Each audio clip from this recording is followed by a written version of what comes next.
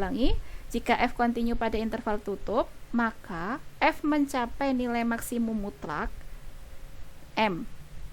Notasi nilai maksimum mutlaknya M, dan nilai minimum mutlak M kecil. Yang ini M besar, di sini M kecil, di interval tutup yang tadi A, B. Yaitu terdapat bilangan X1 dan X2 yang berada pada interval tadi dengan Fx1 itu sama dengan M.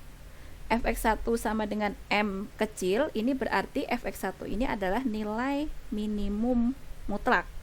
Kemudian Fx2 sama dengan M besar, berarti Fx2 ini nilai maksimum mutlak. Nah, karena kita memiliki M kecil itu nilai minimum mutlak, dan kalau dia tadi minimum mutlak berarti apa? M itu kurang dari sama dengan Fx gitu kan ya. Nah, kemudian M besar ini nilai maksimum mutlak, berarti M besar itu adalah lebih besar sama dengan Fx kayak gini. Nah, karena dua hal ini artinya bisa kita tuliskan menjadi bentuk yang seperti ini. Ya, karena ini M kecil kurang dari sama dengan Fx, dan Fx-nya sendiri kurang dari sama dengan M, berarti seperti ini. Kayak gitu. Untuk setiap apa? Ya, untuk setiap X yang berada pada domain. Kayak gitu. Itu tentang teorema nilai ekstrim. Bisa dipahami? Bisa, Ibu. Ya. Nah, tadi dari definisi, kemudian ilustrasi secara geometri, serta teorema ini, kita sedang berbicara tentang nilai ekstrim yang sifatnya global atau mutlak, baik maksimum maupun minimum. Nah, sekarang kita akan mengenal juga tentang nilai ekstrim lokal. Dari kata-katanya pun sebenarnya sudah bisa ditebak. Kalau global itu berarti dia umum, skupnya lebih besar. Kalau lokal berarti dia skupnya lebih kecil. Nah, berarti apa itu nilai ekstrim lokal? Nilai ekstrim lokal itu dia didefinisikan di 1.4, yaitu apa? Fungsi f memiliki maksimum lokal pada titik C di dalam domain D jika fx kurang dari sama dengan fc untuk semua x yang berada di dalam interval buka yang memuat C, kayak gitu. Nah, kemudian fungsi f memiliki minimum lokal pada titik C di dalam domain D jika fx lebih besar sama dengan fc untuk semua x yang berada di dalam beberapa interval buka yang memuat C. Maksudnya apa? Mungkin ini akan lebih mudah dilihat ketika kita ilustrasikan secara geometri. Misalnya kita punya fungsi y sama dengan fx, kemudian kita gambarkan di dalam bidang xy. Ini sumbu x, ke sana sumbu y. Misalnya fungsi itu bentuknya kayak gini nih. Nih, kayak gini. Nah, fungsi ini dia terdefinisi, misalnya di sini ada titik A, kemudian di sini ada titik B, kayak gini. Nah, misalnya si Y sama dengan Fx, yang domainnya dia berada di interval tutup A, B, kayak gini. Ini kurung siku. Nah, kalau misalnya bentuknya kayak gini, kita perhatikan pada titik ini dia itu merupakan titik minimum global. Kenapa? Karena kalau kita perhatikan di semua domain ini di antara A sampai B, dia nilainya yang paling kecil di sini. Oh, berarti global. Ya, berarti dia skupnya lebih luas. Ini adalah minimum global. Nah, selanjutnya di bagian ini kalau kita perhatikan di grafik ini itu adalah maksimum global.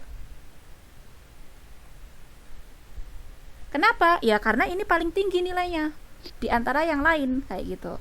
Nah, selanjutnya apa itu minimum global? Kalau minimum global, perhatikan di sini. Dia nilainya kecil. Kecil tapi di antara apa? Kalau kita perhatikan di antara ini itu dia paling kecil di wilayah ini. Ya, kalau misalnya kita ambil interval subinterval baru di sini kayak gitu ya. berarti kita nanti akan punya interval buka di sini yang memuat dia misalnya di sini C kayak gitu. Nah, titik ini dia kecil nilainya tapi hanya wilayah ini saja. Nah, titik yang seperti ini dia disebut sebagai minimum lokal. Hal yang sama, di sini dia kecil, tapi hanya di wilayah ini saja, wilayahnya lebih kecil. Nah, wilayah ini dia disebut juga minimum lokal, kayak gitu. Nah, selanjutnya ada lagi nggak yang minimum lokal? Ada di sini. Ini dia disebut sebagai minimum lokal. Nah, lalu gimana dengan maksimum lokal? Kira-kira di mana? Bisa ketebak kan? Di sini. Ini adalah di puncak-puncak. Ya, maksimum lokal. Yang di sini juga maksimum lokal. Yang di sini juga maksimum lokal. Kayak gitu. Jadi kebayang ya, apa itu global, apa itu lokal. Bisa dipahami? Bisa, Bu. Bisa, Ibu. Nah, selanjutnya tadi kenapa? Sorry. Mau dipoto bentar. Oke. Sudah, Bu. Ya. Nah, sampai di sini kita tadi berbicara tentang definisi teorema dari maksimum global dan minimum global serta maksimum lokal ataupun minimum lokal kayak gitu. Lalu pertanyaan selanjutnya, bagaimana cara menentukan nilai maksimum global lokal ataupun minimum global lokal itu seperti apa gitu. Nah, di sini kita ketika kita memiliki nilai maksimum atau minimum lokal pada titik C di dalam domain F, di dalam domain dan f aksen terdefinisi, maka f aksen C ini sama dengan 0 kayak gitu. Ini disebut sebagai teorema turunan pertama untuk nilai ekstrim, ya tentunya lokal gitu ya. Oke. Saya ulangi. Teorema 1.5 itu adalah teorema turunan pertama untuk nilai ekstrim lokal. Bunyinya, jika f memiliki nilai maksimum atau minimum lokal pada titik C, yang mana titik C di dalam domain dan f aksen terdefinisi, maka f aksen C itu sama dengan 0 kayak gitu. Selanjutnya kita juga nanti akan mengenal yang disebut sebagai titik kritis. Lalu apakah titik kritis itu? Titik kritis itu ada dua. Yang pertama yaitu titik yang diperoleh dari f aksen X sama dengan 0. Kemudian yang kedua, titik yang membuat f aksen tidak terdefinisi. Nah, f aksen X sama dengan 0 ini juga sering disebut sebagai titik stasioner. Nah, kemudian titik yang membuat f aksen tidak terdefinisi sering juga disebut sebagai titik simular. Gitu ya.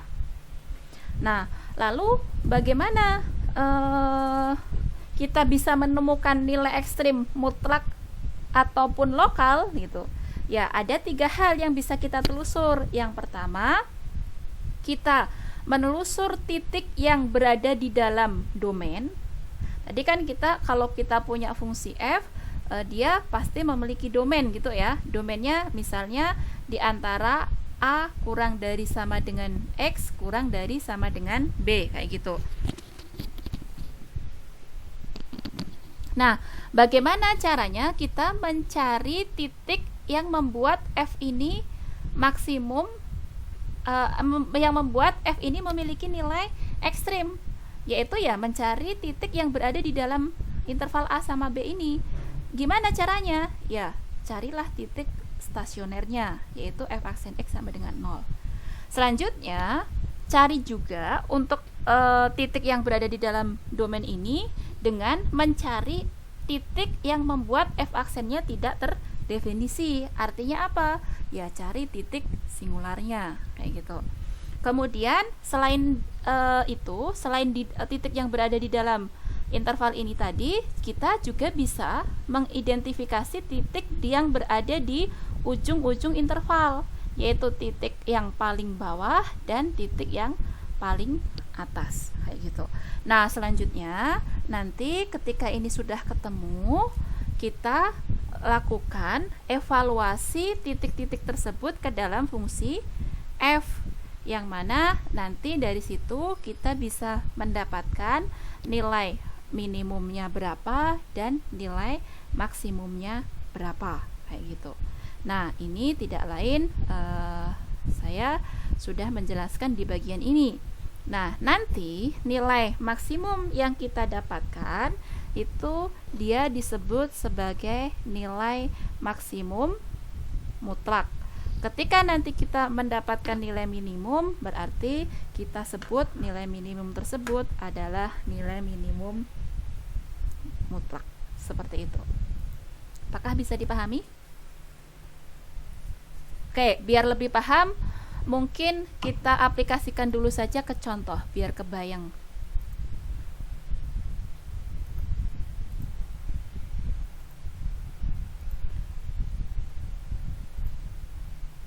Nah, di sini ada 3 soal. Kita diminta untuk menentukan nilai maksimum dan minimum global dari fungsi di bawah ini. Ada 3 fungsi. Kita kerjakan dulu satu persatu. Berangkat dari yang paling mudah dulu aja. Dari yang nomor 1. Yang nomor 1 di situ fungsinya apa? X kuadrat. Ya. X sama dengan fx sama dengan x kuadrat. X kuadrat. Domainnya di mana? Min Min 2 sampai 1. Ini bisa kita tuliskan ke dalam bentuk interval min 2 kurang dari sama dengan x kurang dari X sama dengan sama Oke. 1. Nah, di sini di soal ini kita disuruh menentukan nilai maksimum dan minimum mutlak. Artinya apa? Ya berarti kita harus menelusur di 2 tempat. Yaitu apa? Harus mencari titik kritis.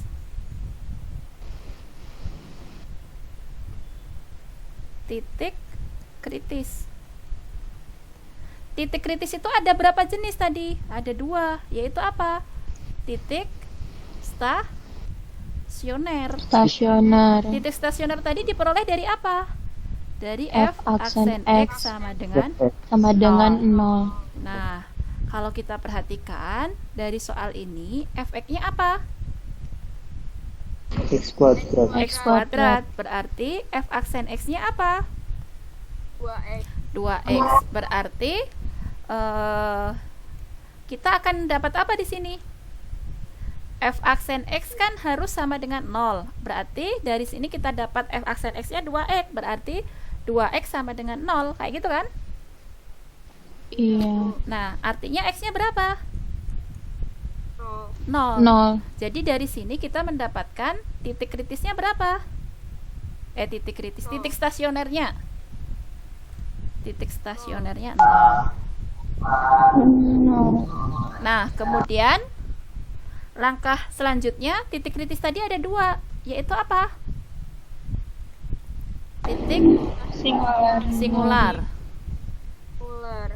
Titik singular tadi apa? Berarti kita mencari X yang membuat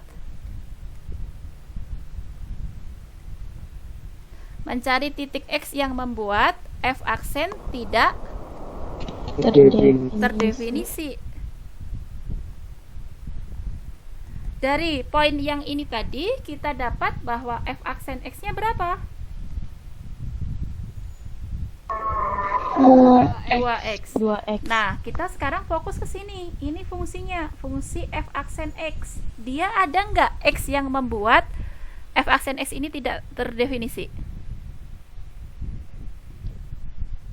Atau gini aja deh, f aksen x ini terdefinisi di mana? 0. Semua bilangan real. semua bilangan real. real. Berarti dia Real. punya nggak Semua X yang bilangan membuat real. tidak terdefinisi? Tidak. Tidak.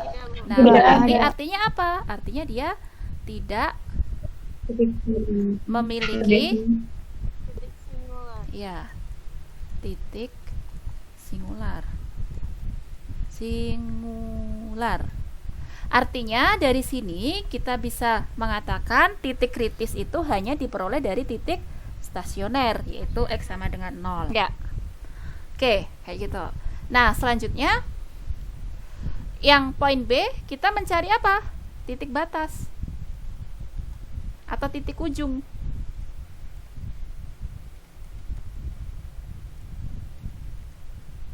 Kalau kita perhatikan, intervalnya kayak gini. Berarti kita memiliki dua titik batas.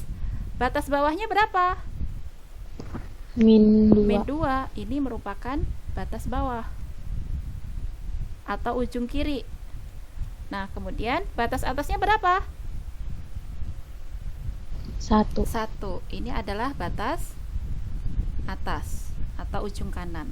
Nah, ketika kita sudah mendapatkan titik-titik ekstrim ini, lalu kita buat tabel. Nah, ini adalah X. X ini nanti isi dari nilai titik-titik ekstrim ini. Yaitu berapa di situ? Ada 0. Biar enak nulisnya, dimulai dulu dari min 2, kemudian 0 dan 1. Kemudian di sini isikan fx. Hitung, tadi fx-nya apa? X kuadrat. Berarti ini fx sama dengan x kuadrat. Berarti nanti kita akan punya ketika x sama dengan min 2, maka fx-nya akan dapat berapa? 4. 4. Kalau x-nya 0, maka kita akan dapat f-nya berapa? Kalau 1? 1. Nah, ketika kita sudah susun seperti ini, identifikasi di antara ini yang paling gede, yang paling besar berapa? 4. 4. Ini berarti maksimum. Global ya tentunya. Kemudian yang paling kecil berapa? 0. 0. Berarti ini minimum global. Lah, setelah ini simpulkan. Jadi nilai maksimum globalnya berapa? 4. Pada saat X-nya berapa? Min 2. Min Min 2. 2. Nah, selanjutnya nilai minimum globalnya berapa? 0. 0.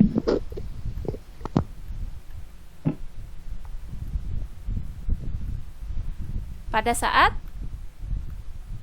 X sama dengan 0. ya bisa dipahami.